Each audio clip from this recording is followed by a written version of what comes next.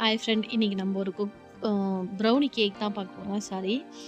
First dark சாக்லேட்டும், பட்டரும் நான் எடுத்துக்கிட்டேன். எடுத்துட்டு டபுள் பாயில் மெத்தட்ல வந்து செஞ்சுட்டேன். ஏன்னா, இது நம்ப வீட்ல தான் சாப்பிட போறோம். அதனால வந்து இது வந்து நான் செகண்ட் டைம் செய்றேன்.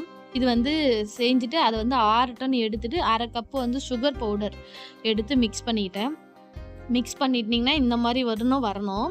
வந்த பிறகு நம்ம என்ன பண்ணோம், 2 எக்கு. ரொம்ப எக்கும் சேர்க்கக்கூடாது. எக்கு ரொம்ப சேர்த்தீங்கன்னா, பஃபியா கேக் மாரி ஆயிடுது.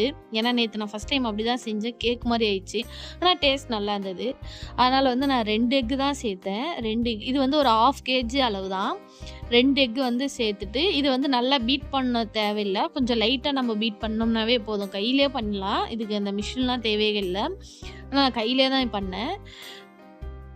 இத நல்லா மிக்ஸ் பண்ணோம்னா, இந்த மாதிரி நல்லா வந்து கொஞ்சம் லூஸா இருக்கு. அதுக்கப்புறம் நான் என்ன சேர்த்தேன்னா, இதில வந்து 1/4 கப்பு வந்து கொக்கோ பவுடர்.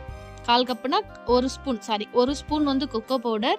அப்புறம் வந்து 1/2 கப்பு வந்து நாட்டு சர்க்கரை, 1/2 கப்பு வந்து மைதா மாவு சேர்த்துட்டு, நல்லா சளி சேர்த்துட்டேன். சளி சேர்த்து இதில வந்து நல்லா ஸ்லோவாவே மிக்ஸ் பண்ணிக்கிட்டேன். நீங்க மிக்ஸ் பண்ணும்போதே தெரியும். ஸ்லோவா தான் மிக்ஸ் பண்ணுங்க.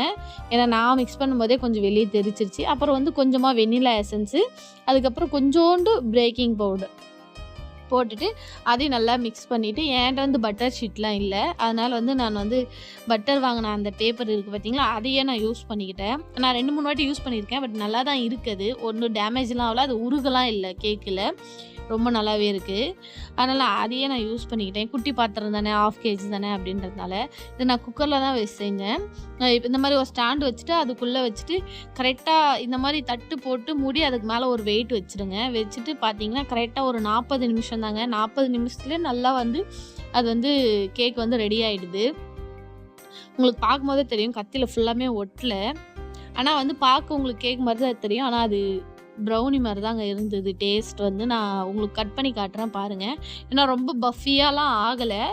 நம்ம அந்த சதுரம் பாத்திரம் வச்சோம்னா பஃபியா அந்த வந்து அந்த இது வந்து நல்லா இருக்கும். நான் ரவுண்டு பாத்திரம் தான் வச்சிருக்கேன். அதனால வந்து இதில தான் நான் செஞ்சேன். உங்களுக்கே தெரியும் பார்க்கும்போது எப்படி இருக்குன்ட்டு. டேஸ்ட்டும் சூப்பரா இருந்ததுங்க. இதில நான் எதனா தப்பு பண்ணி தான் மன்னிச்சுடுங்க.